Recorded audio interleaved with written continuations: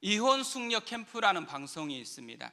최근에 이 이혼 숙녀 캠프라는 방송을 봤거든요. 나온 가정이 자녀가 4명입니다. 12살, 10살, 6살, 2살입니다. 근데 너무 충격적인 것은 이 부부가요, 육아에 전혀 관심이 없는 것입니다. 첫째와 둘째가 동생들을 다 돌봅니다. 12살이고 10살밖에 안 됐잖아요. 막내가 의자와 함께 넘어지면서 콩 하는 큰 소리가 났어요. 엄마는 계속 실내 자전거를 탑니다. 아빠는 소파에 앉아가지고 서로 네가 가라고 그렇게 이야기를 하는 것입니다. 이 부부의 더 심각한 것은요, 만나기만 하면 싸우는 거예요. 집에서도 싸우고 식당에서도 싸우고 심지어 놀이동산 가서도 싸우는 것입니다. 아이들이 놀이동산에서 옆에서 계속 얘기해요. 엄마 싸우지 마세요. 아빠 싸우지 마세요. 심지어 이 이혼 숙녀 캠프에 와서도요, 밤새도록 싸우는 것이에요. 말마다 아내는 남편 탓이에요. 남편은 아내 탓입니다. 들어보려고 하는 생각은 단 1%도 없어요. 얼마나 심각한지요. 함께 이 이혼 숙녀 캠프에 들어왔던 다른 부부들이 서로 속삭이는 거예요. 우리는 저 정도는 아니지? 그러면서 서로 위로를 하는 거예요. 이 방송에서는 이 부부를 짜증 부부라고 이름을 붙였더라고요. 근데 놀라운 것은요, 결말이에요. 이렇게 심각했던 부부가 반성을 하고 눈물을 흘리면서 건강한 부모가 되기로 결심하면서 이 부부의 이야기가 마치게 되어집니다. 저는 이것도 굉장히 큰 충격이더라고요. 이렇게 심각한데 어떻게 이렇게 바뀔 수 있지? 무엇이 이들을 바꾸었을까요? 궁금해가지고 이 이혼 숙녀 캠프를 짤로 보다가 이게 다 다시 이렇게 쭉 살펴봤거든요. 근데 그것을 보니까 크게 3가지로 이 프로그램이 진행이 되더라고요. 가사조사, 심리상담 치료, 부부 심리극 치료, 이렇게 이 3가지를 통해서요, 자기 문제가 뭔지를 직면하게 해요. 그리고 어떻게 해야 될 것인지를 방향을 알려주고 있는 것이죠. 근데 저는 저 그림을 보면서 생각났던 게 하나 있습니다. 정비소였어요. 자동차가 고장이 나면 정비소에 가면은 고장난 곳을 알려서 그것을 반드시 고쳐줍니다. 관계가 고장이 났었을 때 관계를 고쳐주는 정비소 같은 기능을 하고 있다라는 생각이 참 많이 들었습니다. 궁금해서 이렇게 이 이혼 숙녀 캠프를 좀 더 검색을 해서 조사를 해봤더니만요, 지금이 13기째더라고요. 그리고 48회였습니다. 한 기수당 3부부가 참여를 하더라고요. 그리고 이 참여한 부부들에게는요, 전부 다 각각 이름이 붙여졌습니다. 막말 부부, 알코올 부부, 가불 부부, 시월드 부부, 투견 부부, 욕설 부부, 의심 부부, 외박 부부, 급발진 부부, 채무 부부, 바람 부부. 이름만 봐도요, 상태가 얼마나 다양하고 심각한지가 드러나잖아요. 그런데도요, 이 모든 부부들의 단 한 가지 공통점이 있습니다. 뭘까요? 다 부부예요. 놀랍지 않아요? 사랑해서 결혼했어요. 심지어 이렇게 짜증내서 막 계속 싸우는 부부도 왜 결혼했냐고 하니까 사랑해서 결혼했다라고 너무 충격적인 말을 하는 거예요. 저는 사기당해서 결혼했는 줄 알았어요. 그런데요, 시간이 지나면서 그렇게 사랑해서 죽을 것 같아서 결혼했는데 이제는 죽도록 싸우는 관계가 되어버렸습니다. 다들 심각한 갈등 속에 허덕이고 있는 것이죠. 저는 이걸 보는데요, 창세기 3장에 인간을 창조했을 때 모습이 생각이 나더라고요. 하나님은 사람을 인격적인 존재로 창조를 했습니다. 인격적인 존재라는 말은 서로 교제하고 관계를 맺고 이 관계의 풍성함을 맛보려고 창조했다라는 것이잖아요.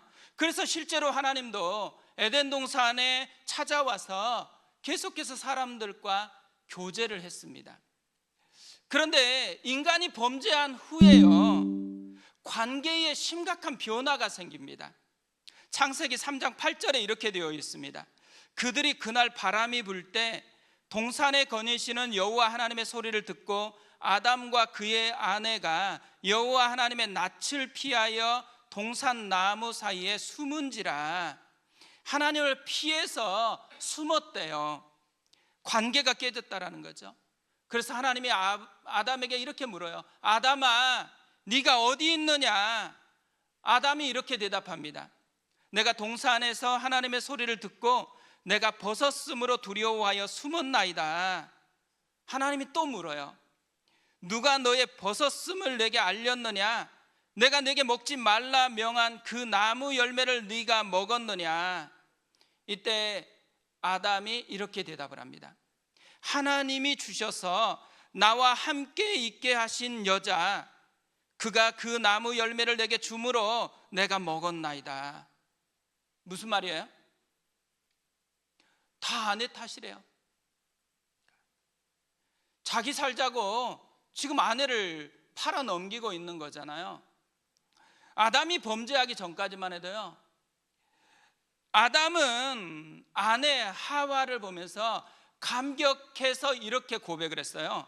이는 내 뼈 중에 뼈요 살 중에 살이라. 이것을 남자에게서 취하여 쓴즉 여자라 부르리라.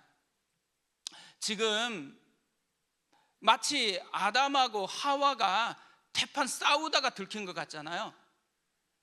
근데 그게 아니에요. 서로 싸운 적이 없습니다. 오히려 반대예요.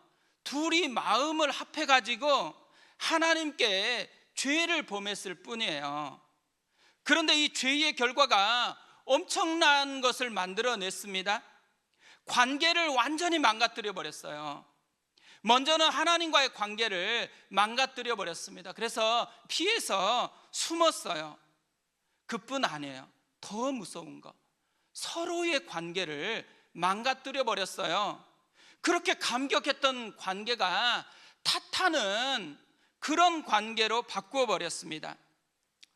죄를 범하는 순간요, 서로 바라보는 눈이 바뀌어진다라는 거예요.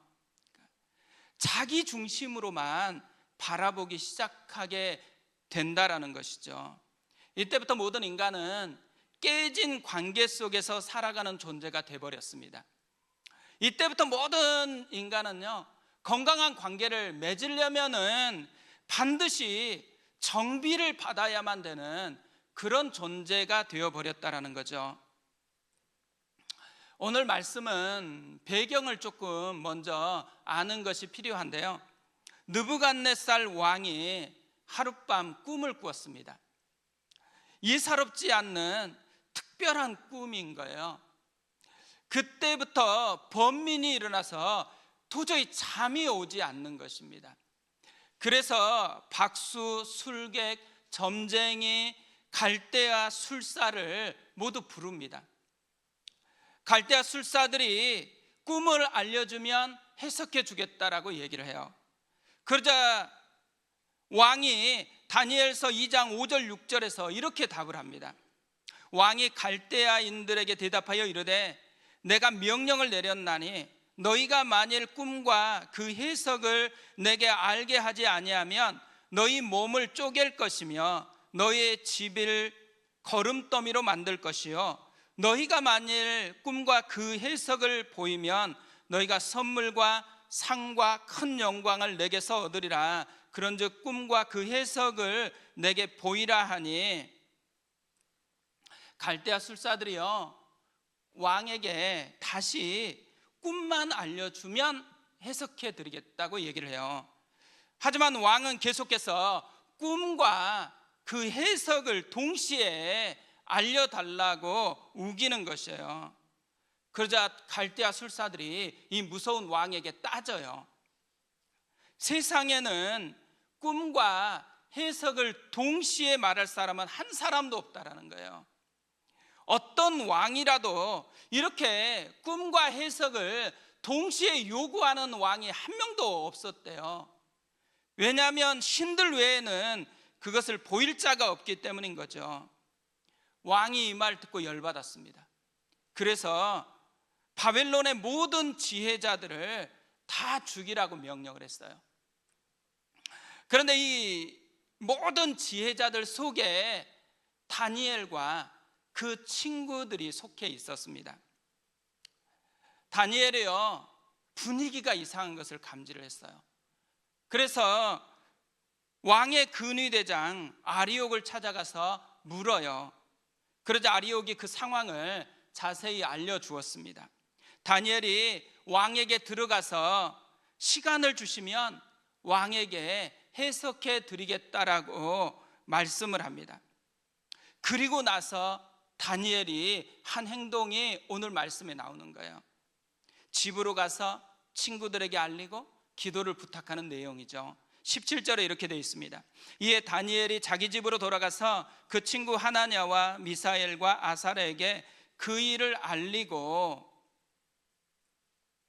저는 이 말씀을 이제 묵상하는데요, 생각나는 옛날 고사성어가 있었어요. 질풍지경초라는 말이에요. 이 말은 무슨 뜻이냐면 모진 바람이 불 때야 강한 줄을 안다라는 의미입니다. 어려움을 겪어봐야지 진짜 가치를 안다라는 말인 거거든요. 잠언 19장 4절에도 이런 말씀이 있습니다. 재물은 많은 친구를 더하게 하나 가난한 즉 친구가 끊어지느니라. 왜 이런 말을 했겠어요? 어려움이 올 때 진짜 관계가 뭔지가 드러난다라는 것을 얘기하고 있는 거죠. 세상 관계는요, 어려우면 손해볼 것 같으면 떠나요. 그런데 이득이 될 것 같으면 어때요? 몰려온다라는 거죠. 지금 다니엘의 인생에서 가장 큰 위기를 만났습니다. 그런데 그가 가장 먼저 한 것이 뭐예요? 집에 가서 친구들을 찾는 것입니다. 오늘 말씀은 그 친구들과 이 위기를 어떻게 극복했는지에 대한 이야기예요. 어려울 때요, 사람들이 떠난다고 했는데 다니엘에게는 친구들이 있었다라는 말을 하고 있는 것이죠. 이런 관계가 그냥 됐을 리는 없잖아요. 이런 관계를 만들고 유지하는 지혜, 그 힘이 다니엘에게 있었다라는 것을 이야기하고 있는 것이죠. 어떻게 이런 위기 가운데서도 함께 위기를 돌파하려고 하는 이런 관계를 만들고 유지하는 것이 가능했을까요? 저는 오늘 말씀을요, 이런 관점에서 계속해서 묵상을 했습니다. 왜냐하면요, 지금 우리 시대가 굉장히 어렵다고 생각하기 때문에 그렇습니다. 우리도 정말 어렵잖아요.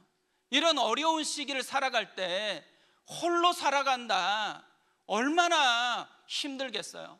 우리에게도 다니엘에게 새 친구가 있었던 것처럼 어려움을 함께 나누고 어려움을 함께 돌파할 수 있는 그런 관계를 만들어낼 수 있다.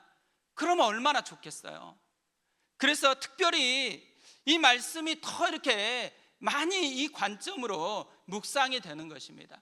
그러다가 다니엘이 이런 관계를 정비할 수 있었던 원리가 있다라는 것이 보여지더라고요. 오늘은 그걸 좀 나누려고 하는데요, 이 풍성함을 유지하는 관계의 원리, 첫 번째가 뭐냐면 자기 이익이 아니라 더 큰 것을 붙잡으라는 것입니다. 다니엘을 묵상하다 보면요, 굉장히 놀라운 것 한 가지가 있습니다. 다니엘이 전혀 하지 않는 것 하나가 있다라는 거예요. 우리는 자주 하는데 그게 뭘까요? 탓입니다. 탓. 다니엘은요, 놀랍게도 탓을 하질 않아요. 자기가 잘못해서 끌려온 것도 아닌데 탓을 하지 않습니다. 오늘 말씀도 보세요. 왕 앞에서 지금 많은 지혜자라고 하는 선배들이요, 다 왕의 탓을 하고 있어요. 그렇게 말하는 왕 없었다고. 왕의 꿈을 말해달라는 것은 너무 과하다라는 거예요. 그런데 다니엘은요, 탓이 없어요. 분명히 상황을 보면 억울한 상황이잖아요. 자기가 잘못한 게 없는데도 불구하고 죽게 됐어요. 왜 그랬을까요? 다니엘은요, 탓하는 대신에 더 큰 것을 붙잡고 있다라는 것을 발견하게 됩니다. 17절 18절을 다시 보겠습니다. 이에 다니엘이 자기 집으로 돌아가서 그 친구 하나냐와 미사엘과 아사랴에게 그 일을 알리고 하늘에 계신 하나님이 이 은밀한 일에 대하여 불쌍히 여기사 다니엘과 친구들이 바벨론의 다른 지혜자들과 함께 죽임을 당하지 않게 하시기를 그들로 하여금 구하게 하니라. 다니엘이 붙잡았던 두 가지를 설명해요. 하나는 하나님입니다. 하늘에 계신 하나님께 기도해 달라고 부탁을 하고 있어요. 두 번째로는 친구들입니다. 다니엘은 지금 자기 살겠다고 기도 부탁한 게 아니에요. 친구들을 위해서 함께 살자고 기도를 부탁하고 있는 것이죠. 저는 이것을 좀 깊이 묵상하다 보니까요, 다니엘이 왜 탓을 안 했는지 여기에 이유가 담겨 있더라고요. 먼저 다니엘은 중심이 바뀌었어요. 자기 중심이 아니고 하나님 중심으로 중심이 이동을 했습니다. 그뿐 아니죠. 자기만 살겠다라는 이 이기적인 본능을 넘어서서 친구를 살려내겠다라는 더 큰 것을 붙잡고 있다라는 것입니다. 이 이혼 숙녀 캠프를 보면요, 참여한 사람들의 모든 공통점 다 탓을 해요. 이 부분만 탓을 한 게 아니에요. 39 부부 다 공통점, 다 탓을 합니다. 이걸 보면서요, 선명하게 발견되는 게 있더라고요. 관계가 깨진 사람들의 공통적인 특징, 탓을 한다라는 거예요. 그런데요, 이 탓을 하는 걸 보니까요, 다 표면적으로는 이유가 있어요. 다 사연이 있어요. 다 근거가 있더라고요. 그런데요, 그 뚜껑을 열고 속을 들어가 보니까요, 탓하는 데는 다 뭐가 있어요? 자기 중심성이 있습니다. 탓하는 근원적인 이유는 내 마음에 안 든다라는 이유더라고요. 자기 중심성이요, 우리를 얼마나 파괴하고 있는지를 생생하게 보여주는 그런 프로그램이더라고요. 예수님의 제자들을 보면요, 이것을 잘 보여준다고 생각해요. 베드로가 제자로 출발할 때 나는 죄인이라고 나를 떠나소서 이렇게 하면서 제자의 길을 걸었거든요. 무슨 말이에요? 은혜의 감격으로 제자의 길을 시작했어요. 다른 제자들도 감격으로 제자의 길을 시작했습니다. 신기한 것은요, 이 은혜의 감격에 붙들려 있을 때 어떤 특징이 일어나나요? 제자들은요, 모두가 굉장히 달랐습니다. 성장 배경도 다르고 정치적인 성향도 다르고 출신지도 달랐어요. 그런데 그들이 놀랍게도 싸우지 않았다라는 거예요. 그래서 3년이 지나자요, 스물스물 싸우는 것들이 등장합니다. 심지어는 신앙 고백한 후에 싸우고요, 또 더 놀라운 것은 예수님의 세족식을 하고 성찬식을 했는데 그날 싸웠어요. 이들이 싸웠던 핵심이 뭘까요? 누가 크냐였습니다. 무슨 말이에요? 내가 중요해졌다는 거예요. 내 중심성, 자기 중심성이요, 자기를 삼켜버렸어요. 은혜로 출발했는데 어느 순간 보니까 자기가 더 중요해졌어요. 그러니까 자기를 거슬리는 모든 것은 상하는 것이 되어지는 거잖아요. 그래서 갈등을 하고 싸우는 것들이 일어났다라는 거예요. 저도 이렇게 보니까요, 목회를 하면서 이 답답할 때가 되게 많아요. 그뿐만 아니라 상할 때가 많아요. 그러니까 억울할 때도 굉장히 많더라고요. 그때마다 생각하는 게 있습니다. 분당우리교회 시절에 있었던 일들. 분당우리교회 생각하면 진짜 많이 들었던 말이 있어요.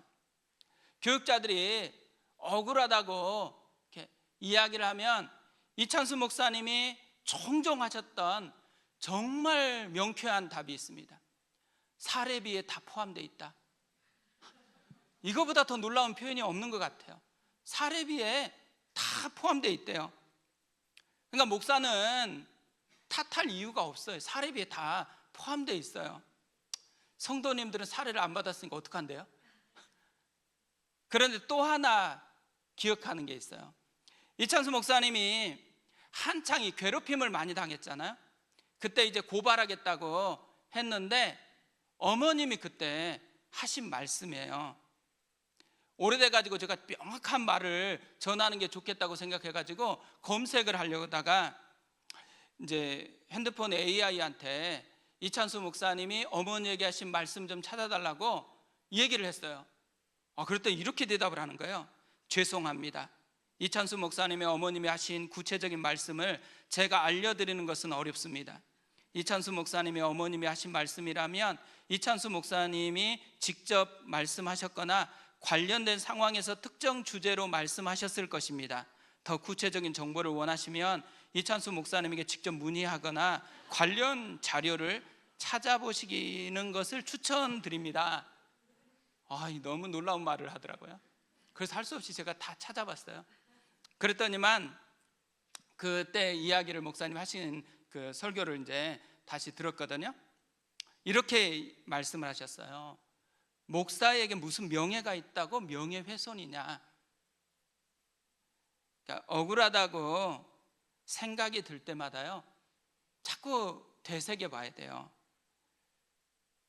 억울하다라는 생각이 들면 제가 이렇게 제 마음을 이렇게 비춰보면 뭐가 자리 잡고 있냐면 어김없이 내 중심성이 자리 잡고 있어요.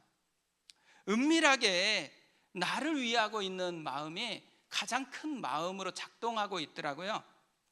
그런데 목사에게는 명예가 없대요. 무슨 말이에요? 목사에게 중요한 것은 자기 자신이 아니라는 거예요.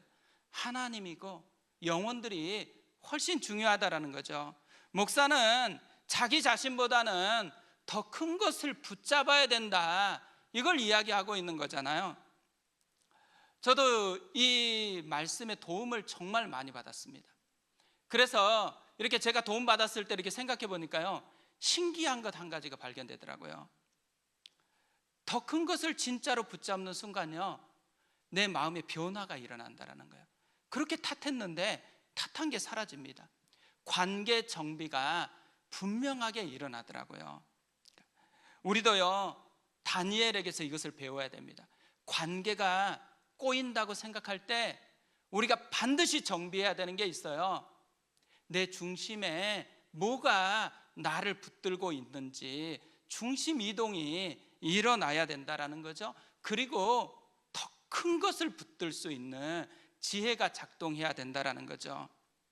두 번째로요, 제가 이 다니엘에게서 발견했던 관계의 원리가 있는데, 함께 기도하고 함께 응답의 기쁨을 나누라입니다. 위기가 왔었을 때 다니엘이 했던 것은 친구들에게 기도를 부탁한 것이잖아요. 그러자 진짜 놀라운 일이 일어났어요. 19절에 이렇게 됐습니다. 이에 이 은밀한 것이 밤의 환상으로 다니엘에게 나타나 보임에 다니엘이 하늘에 계신 하나님을 찬송하니라. 그 밤에 환상을 통해서 하나님께서 이 은밀한 것을 보여주셨대요. 이해로 시작해요. 그런데 이해가 무슨 말이에요?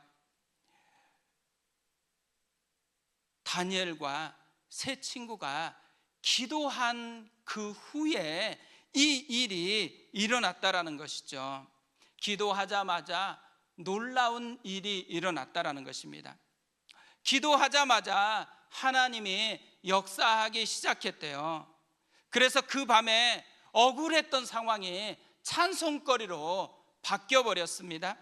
두려움이 몰려오던 상황이었는데 오히려 하나님이 다스리고 있다라는 것을 더 선명하게 발견하는 것이 되어졌어요. 그래서 두려움이 아니고 믿음이 강화되는 그 일들이 일어나게 되었다라는 것이죠. 위기를 함께 기도하는 것으로 돌파하고 있다라는 것을 우리에게 보여주는 거잖아요. 제가 이 모습을 보면서요, 좀 반성이 되더라고요. 우리 교회가 개척이 됐을 때 정말 어려운 일들이 많았습니다. 기도 제목들이 정말 많았어요. 그런데 하나하나 보니까 그 기도가 응답되어서 여기까지 온 것이 우리 교회 이야기더라고요. 그런데 계속해서 문제는 찾아오는 거예요. 끊임없이 위기는 찾아오는 것이더라고요. 그런데 최근에 제가 이제 어떻게 하고 있나 이렇게 살펴보니까요, 위기를 함께 기도하면서 돌파하자라고 권하는 것보다는 상담하고 그냥 기도하고 끝내버리더라고요. 그래서 제가 이 말씀 보면서 내가 정말 중요한 것을 놓치고 있다라는 이런 반성이 됐습니다. 이 마음이 드니까 좀 기도해야 되겠다 생각하는데, 제 마음에 기도의 불씨를 잘 붙여줬던 게 최근엔 청계산이었거든요. 그래서 청계산 더울 것 같은데 그래도 본당에는 에어컨 틀어놓겠지 라고 생각하고 청계산 기도를 갔어요. 갔더니만 에어컨은 안 켜져 있고 전부 다 문만 열어놨더라고요. 그래서 할 수 없이 산에 가서 기도를 했습니다. 근데 생각보다 그렇게 덥지는 않더라고요. 물론 이제 땀이 나지만 그래도 그런 속에서 기도하면 훨씬 마음이 빨리 회복되는 것 같아요. 그래서 만짐을 경험하고 나서 다시 오면서요, 우리 교회 드림센터가 얼마나 좋은지를 다시 깨달았어요. 에어컨 빵빵히 틀어놓고 기도할 수 있는데 내가 이게 청계산에 그 더운 데 가서 기도하고 있구나. 그러면서 한 가지 결단을 했습니다. 뭐냐면 적어도 일주일에 하루는 온종일 드림센터 다락방에서 기도하는 것을 해야 되겠다, 이 생각을 했어요. 그러면서 나 혼자 하면 안 되니까 함께 해야 되겠다라고 생각을 했습니다. 그러면서 All Day Prayer, 이 일을 8월 한 달 동안에 수요일 날 해야 되겠다라는 마음을 이렇게 가지고 왔습니다. 다음 주 주보 광고에 올려놓겠습니다. 근데 오셔서 함께 기도하고 문제를 기도로 돌파하는 것, 이것을 우리의 영적인 체험으로 맛을 보았으면 좋겠습니다. 다니엘은요, 이렇게 기도 응답이 오자 왕에게 찾아가요. 왕에게 그가 응답으로 보았던 꿈에 대해서 그리고 해석을 하나하나 이야기했습니다. 그러자 놀라운 일이 생겨요.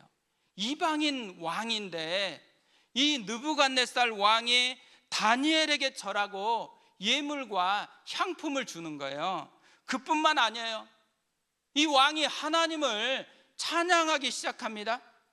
그리고 다니엘을 높이면서 선물을 주면서 그를 바벨론 온 지방을 다스리는 그런 총리로 삼고 모든 지혜자의 어른으로 삼는 일이 발생해요. 근데 그때요, 다니엘이 왕에게 한 가지를 요구를 합니다. 49절이에요. 왕이 또 다니엘의 요구대로 사드락과 메삭과 아벳느고를 세워 바벨론 지방의 일을 다스리게 하였고 다니엘은 왕궁에 있었더라. 함께 기도했던 그 기도의 동지들을 세워가지고 바벨론을 함께 다스리게 했다라는 거예요. 그러니까 다니엘은요, 기도 응답을 혼자 누린 게 아니에요. 기도했던 동지들과 함께 누리고 있다라는 것이죠. 세상에서 보면 일은 함께 했는데 혼자 영광을 독차지해버린 사람들이 있어요. 얼마나 그런 분들을 싫어하는지 몰라요. 그런데 다니엘은요, 함께 기도했고 함께 열매를 나누고 있다라는 거죠. 저는 교회는 이런 곳이 되어야 된다고 생각합니다. 함께 땀을 흘리고 함께 이 기쁨을 누리는 곳이 교회여야 된다고 생각해요. 교회는 본능적으로 땀을 흘릴 수밖에 없고요, 또 힘든 일을 함께 극복해낼 수밖에 없거든요. 그래서 함께 교회가 세워져서 주님 앞에서 이 영광도 함께 누리는 곳, 이것이 교회라는 것이죠. 저는 오늘 말씀을 이렇게 묵상하다가 이상한 것 한 가지를 발견을 했습니다. 다니엘이 친구들에게 기도를 부탁하는 내용이에요. 18절에 다시 보면 이렇게 되어 있습니다. 하늘에 계신 하나님이 이 은밀한 일에 대하여 불쌍히 여기사 다니엘과 친구들이 바벨론의 다른 지혜자들과 함께 죽임을 당하지 않게 하시기를 그들로 하여금 구하게 하니라. 왕이 지금 다 죽이라고 했잖아요. 그런데 다니엘의 기도 제목이 뭐예요? 이방 지혜자들은 죽어도 되고 자기하고 친구들만 살려달라고 요구하는 기도를 부탁하고 있는 것 같아요. 굉장히 이기적인 기도처럼 들리는 내용이거든요. 다니엘과 친구들이 바벨론의 다른 지혜자들과 함께 죽임을 당하지 않게 하시기를 기도를 부탁을 했습니다. 이상하잖아요. 다니엘이 이렇게 기도를 부탁했는데 심지어 이걸 성경에 기록하기까지 했습니다. 그럼 뭔가 질문을 해봐야 되잖아요. 왜 그랬을까? 왜 이것을 기록까지 해놓고 있을까? 이기적으로 교회에서는 나만 잘 살고 쟤는 망하게 해달라고 기도하는 것이 우리가 해야 되는 기도인가? 마치 그렇게 생각되어지는 것이잖아요. 그래서 제가 묵상하다가 왜 그랬는지 깨닫게 됐어요. 이 기도는요, 이기적인 기도가 아니에요. 영적 전투를 구하는 기도입니다. 왕을 통해 어둠의 세상 주관자인 마귀가요, 죽이려고 하는 궁극적인 목표는 이방에 있는 지혜자들이 아니에요. 다니엘과 세 친구를 지금 죽이려고 이 일을 꾸미고 있다라는 거죠. 그런데 다니엘은요, 이것을 알고 있다라는 거예요.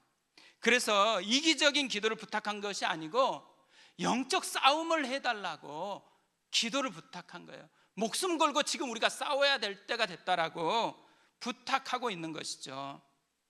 마귀는요, 교회가 풍성한 관계를 누리는 꼴을 절대로 못 봅니다. 그래서 어떻게 해요? 계속해서 스물스물 공략하는 거예요. 예수님은 요한복음 15장 18절 19절에서 이렇게 말씀을 하셨습니다.